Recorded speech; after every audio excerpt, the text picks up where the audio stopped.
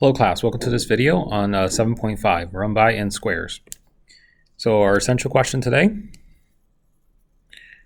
here we're going to be looking at properties of these two particular quadrilaterals. Okay, so our essential question is, how do we apply properties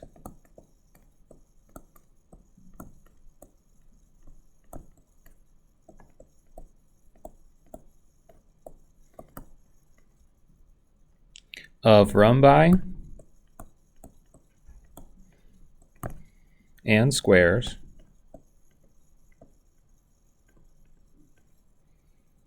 to classify parallelograms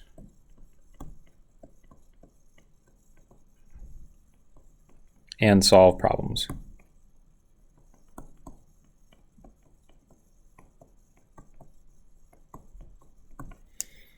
Okay, so what are these properties? How do we apply them? And how do we use them to classify parallelograms and solve problems? So the first thing we're going to focus on is the rhombus. So remember that all of these shapes that we've done so far belong to the parallelogram family.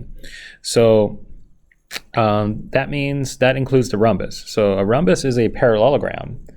So that's something that we want to remember that. Okay, so it's a parallelogram, which means it has all the parallelogram properties, right? That means that the opposite sides are congruent. That means that the sides are parallel, so the opposite sides are parallel. So all the stuff that we think of normally for parallelograms apply here. And now notice that it has four sides are congruent. Okay. Now, because it's a parallelogram, all the properties hold, and we can see here that all the sides are congruent. It also has the additional property that the diagonals are perpendicular. So if we got a rhombus, its diagonals are perpendicular. For a rhombus, each diagonal bisects a pair. So each diagonal bisects a pair of opposite angles. Okay, so if we draw this out, it looks sort of like this. So if we have a diagonal, then this is cut in half. So that's bisected, right? So that's theorem 7.16. Now theorem 7.15, if I have two diagonals, when we draw them out, first off, let me draw that this is bisected, right? So these are the same, and then these are the same. So that's theorem 7.16.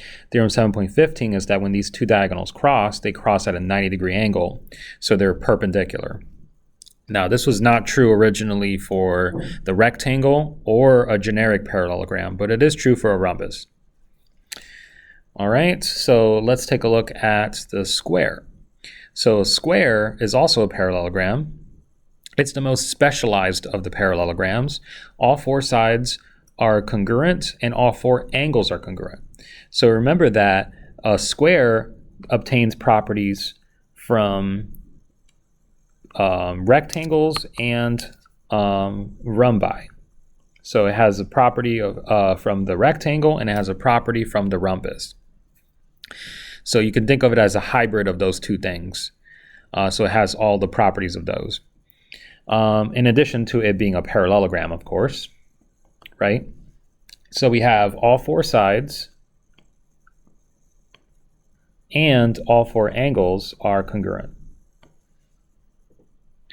All right, so if we look at the square, we have that the opposite sides are congruent. That's a property from the rhombus, if you recall. We have four right angles. That's a property from the rectangle. We also have the property that, well, if I were to draw a diagonal here and here, we note that these two diagonals are actually congruent, right? So they're actually the same length. It inherits that from the rectangle. So in other words, this is bisected, but they're all the same because, you know, a square has the property of the rectangle. Not only that, but we have that these diagonals are perpendicular, which it inherits that from the rhombus. And we have that this is getting cut in half. The diagonals cut the angles in half. And it inherits that from the rhombus. All right, and so that means that each of these angles here are 45 apiece. So each of these are 45 degrees. Each of these halves are 45. Okay, all right, so a lot of properties going on there. Let's apply the rhombus. So example 1. So we said LM is equal to 2x minus 9, and KN, let me zoom in a little bit here, is equal to x plus 15. In rhombus KLMN, find the value of x. All right, so it says that LM is 2x minus 9, and KN is x plus 15. Well, because a rhombus, remember that for a rhombus, all the sides are the same length. All the sides are congruent. And so we know that these have to be equal, okay? So we know that LM is congruent to KN. And so by definition of congruence, LM is equal to KN. And then we can substitute KN as x plus 15, and we can solve that. And we'll solve that up here. So we have 2x minus 9 equals x plus 15. So we can subtract x on both sides, and we can add 9 to both sides here. So we have these cancel, these cancel. So we get x equals 15 plus 9 is 24.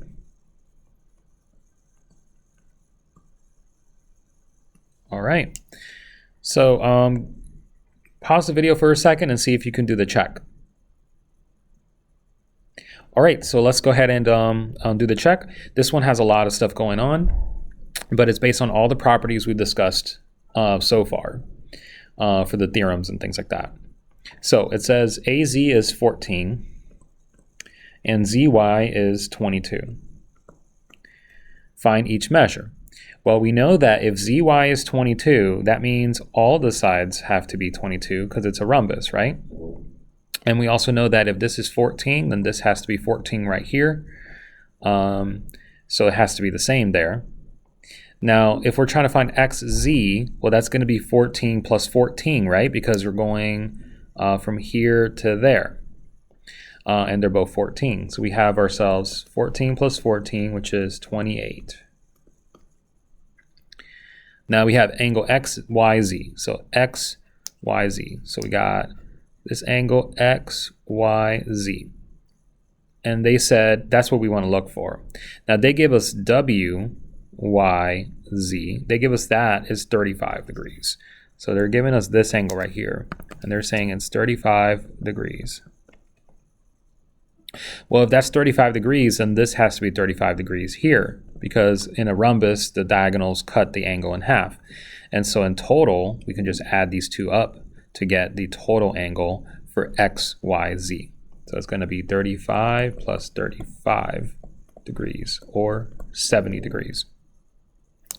Now the next one, they want to look for WXZ. So WXZ.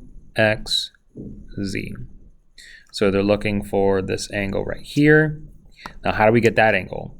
So they're looking for this one, right? That little angle.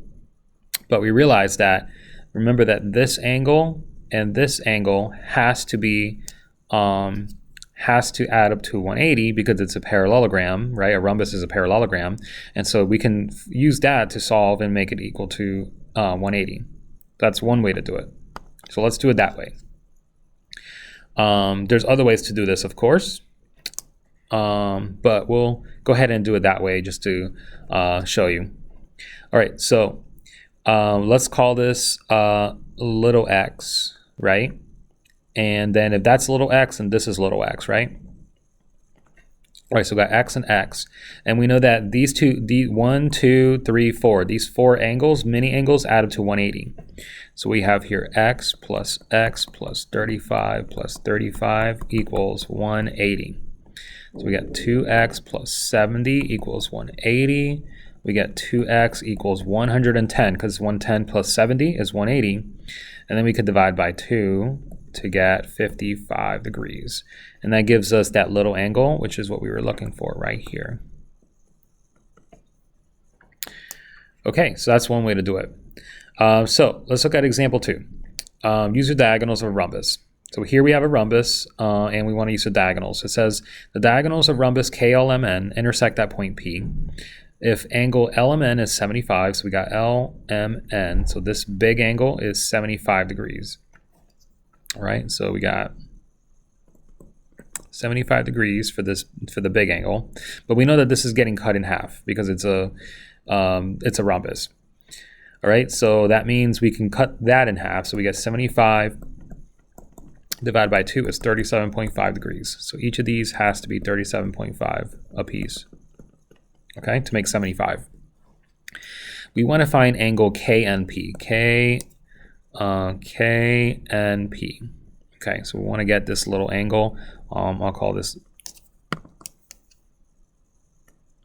little angle X, I guess, here. That's going to be KNP. Now remember that this angle right here has to be a right angle, okay?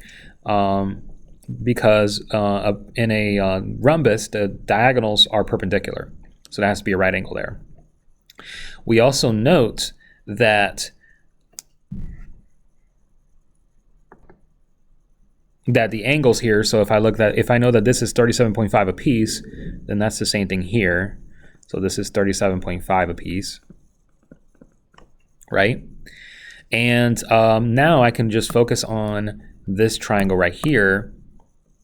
Now if I focus on that triangle, let me draw that triangle over here.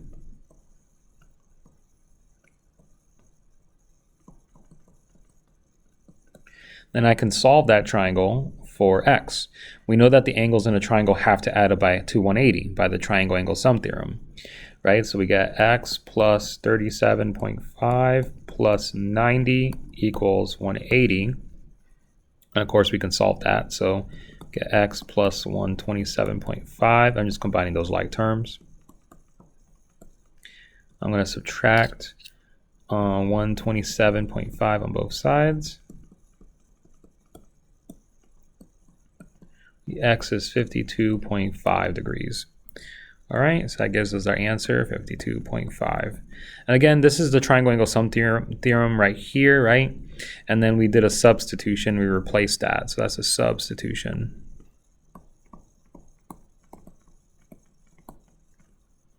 Okay, so on one hand, we use the idea that the angles next to each other add up to 180. On the other hand, we use the idea that the diagonals are perpendicular and the opposite angles are congruent in order to get this little angle here. So there's a lot of ways that you can solve these types of problems.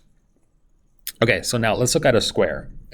So it says fj is equal to 19. So let's put that here.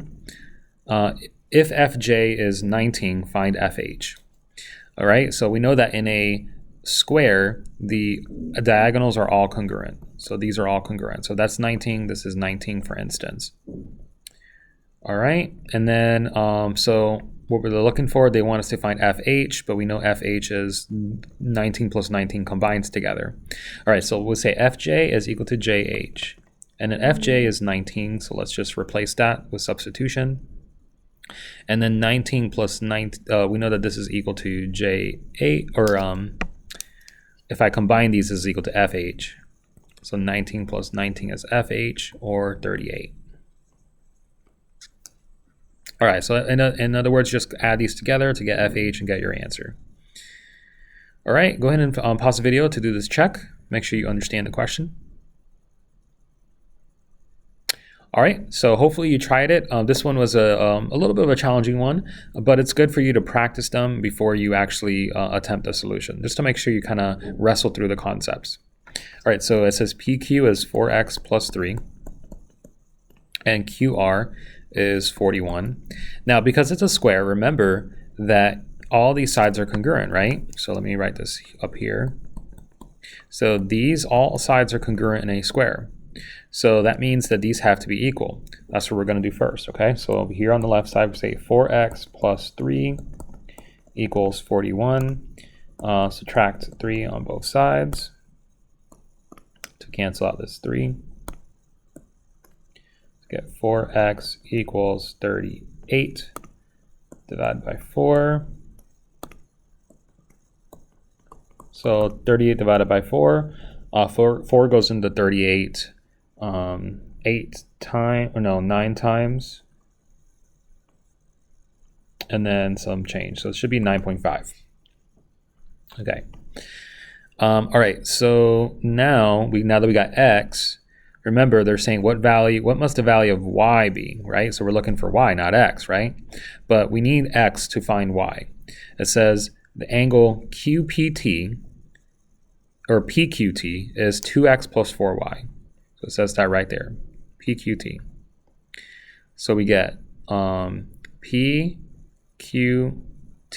So we're talking about this angle right here. So this angle right here is 2x plus 4y. And so in order to get that angle, well, we note that in a square, the angles have to be 90 degrees, right? And we also note that in a square, this is getting cut in half. And so if you're cutting 90 degrees in half, well, that's just 90 divided by 2, which is 45 degrees, right? So really, you're cutting these into 45s. So that means 2x plus 4y is actually equal to 45 degrees, okay? So let me show that work over here. So we have 2x plus 4y is equal to half of 90, which is 45 degrees. And we know that x is 9.5, so we're going to plug that in here. We got 2 times 9.5 plus 4y equals 45. 2 times 9.5 is 19, so we can do this and solve. So we're going to subtract 19 on both sides. So we get 4y equals 30. Should be 24. And we can divide by 4 on both sides. If I did that, not 24. 45 or 19 from 45. That should be 26. Okay. And these cancel, so we get y equals 4 goes into 26 about 6 times and some change, so 6.5. And that's what we're looking for. The answer is A. All right, so it's a really good problem for making sure you gain command of the different properties. All right, so what are some tests to determine if we have a rhombus or a square? Well, we already know the properties for rhombi and squares, so we just have to apply them. So if we look at the properties in particular, it says if the diagonals are perpendicular for a parallelogram, then the parallelogram has to be a rhombus. Oops, sorry, I should have done this in 2. Or if they're perpendicular, then it has to be a rhombus. If one diagonal of a parallelogram bisects a pair of opposite angles, then it has to be a rhombus. If you have 2 sides that are next to each other, so 2 consecutive sides of a parallelogram are congruent, then the parallelogram is a rhombus. Now, if you have a quadrilateral that is both a rectangle and a rhombus, then it has to be a square. All right, so those are some of the main ways to test whether we have a rhombus or a square. So let's apply those conditions here. Okay, so it says write a paragraph proof. So we're given that TUVW is a parallelogram, so TUVW. We're saying given that triangle TSW is congruent to TSU. Okay, so TSU and then TSW, so these two basically are congruent. Prove that TUVW is a rhombus. Okay, so TUVW. So we just want to prove that this rhombus based on this information. Now we know that according to what the problem is states, right? So let's go back to that. So let me highlight those. So we know that these are congruent, right? According to what they said, because that was given. And they also told us that this is a parallelogram. So this whole thing is a parallelogram. So we know that TSW is congruent to TSU, those 2 red triangles. Well, then if that's true, then it must be true, in this case, that WT has to be congruent to UT, right? Because the two triangles are congruent, right? So that means that those two sides that match up have to be congruent, okay? So I'm going to say, so we're talking about UT, well then that has to be congruent to WT. All right, now we have that since these are congruent, if we go to our theorem right here, theorem 7.19, if two consecutive sides, those are sides that are next to each other, are congruent in a parallelogram, then the parallelogram is a rhombus. So let me ask you, do we know that it's a parallelogram? Yes. Do we know that the sides are congruent to each other? Yes, because we just proved that here because the two triangles are congruent. Therefore, because WT and UT are congruent, the consecutive sides of the parallelogram are congruent, and therefore, by theorem 3.19, this has to be a rhombus. All right, really quick proof. So example 5. Ananya is designing a sweater using an argyle pattern. All four sides of a quadrilateral ABCD are 2 inches long.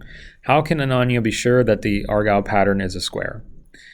So we have here, let's continue this on the next page. So basically what we're trying to do to prove that it's a square, we have to prove that 1, it's a parallelogram, then 2, it's a rhombus, and 3, that it's a rectangle, right? So we have to prove parallelogram, rhombus, and rectangle. That's going to help us prove that it's a square. All right. So because both opposite pairs of sides are congruent, so here's a picture of that pattern right here, and we can see that they're all 2 inches. And so because they're all 2 inches, if I go back to here, they said it's 2 inch long, right? So these are all 2 inches, that, and that, okay? So they're all 2 inches long because both pairs of opposite sides are congruent.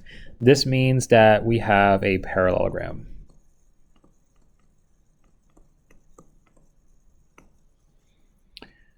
Okay, so far we've shown that it's a parallelogram. And now we also note that the sides next to each other are congruent. So because consecutive sides are congruent, that means it has to be a rhombus. Okay, so now we've shown that it's a rhombus or parallelogram and that it's a rhombus. Now we're going to show that it's a rectangle, and then that will prove that it's a square. All right, so let's look at the diagonals. So if I were to draw these diagonals here, if the diagonals are congruent, then that means it has to be a rectangle, right? Here you note that the diagonals of a parallelogram are congruent here, and therefore it has to be a rectangle.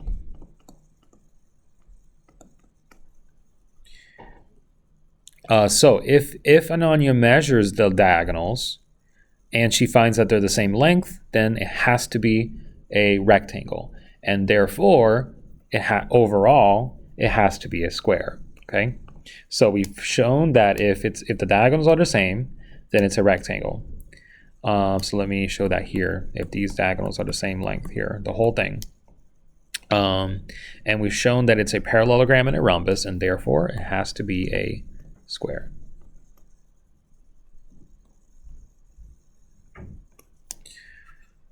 All right, so let's go ahead and wrap up the lesson here with the last example. Determine whether a given parallelogram ABCD with the following vertices is a rhombus, rectangle, a square, or none. List all that apply. All right, so let's first graph it. Helps to graph it. So we got A, which is -3, 2. We have B, which is -2, 6. We have C, which is 2, 7. Oops, has to go up 1 here.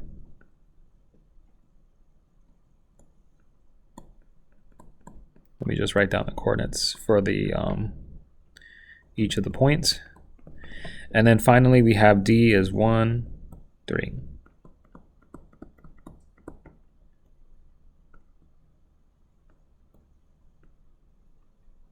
Now that kind of looks like a parallelogram, but how do we prove that it's like a rhombus or something like that? It kind of looks like a rhombus.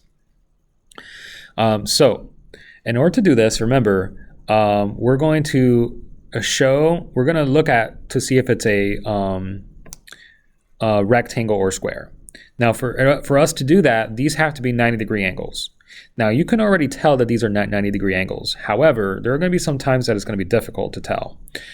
So we're going to show you how to run through that test so that you can prove or disprove that it's either a square or rectangle, because squares and rectangles have right angles. All right, so if I do the slopes, let's go ahead and do the slopes here. So here I can go up 1, 2, 3, 4, and over 1. And let me zoom in on that so you can see it a little better. And here, this is, I go, so this is up 4 over 1. This one is up 4 over 1 as well.